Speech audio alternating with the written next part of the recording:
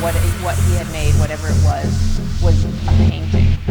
The feeling of being at a dawn of a new age, the dawn of an age that followed one in which basically civilization was uppermost, either consciously or unconsciously, for all of these artists. The boldness of what these artists were trying by transplanting the center of the avant-garde from Paris to New York needs to be evident in how they made their paintings. Each of them invented the mental of how to make them.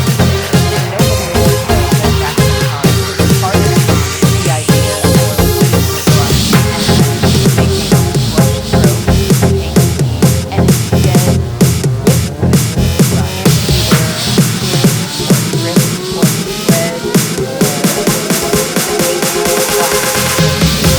ecstatic, dramatic, slow, fast, wavy, straight. There's no end of adjectives you could use.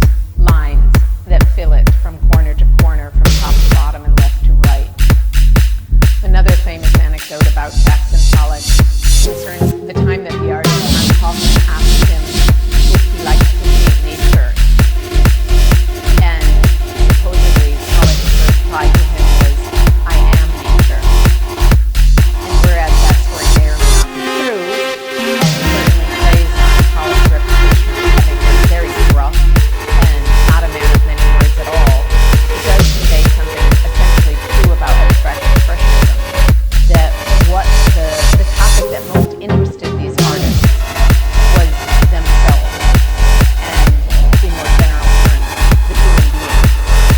So the interest was the energy of a person, the psyche of a person, the values or principles of a person, the presence of a person. When you look at a painting by Jackson Pollock, there's no way that you can think of it just being made by fingers and hands. Indeed, it's hard for you not to imagine your own body moving, weaving, dancing, straddling, juggling around the canvas and on the floor. This energy is what sets Pollock apart from almost any other artist. It's almost hard to believe that the painting is not moving while you're looking at it. And of course, the reason is that it's your eye is moving, and maybe your body is even moving too as you go from side to side of a room to take in the full expanse of the picture.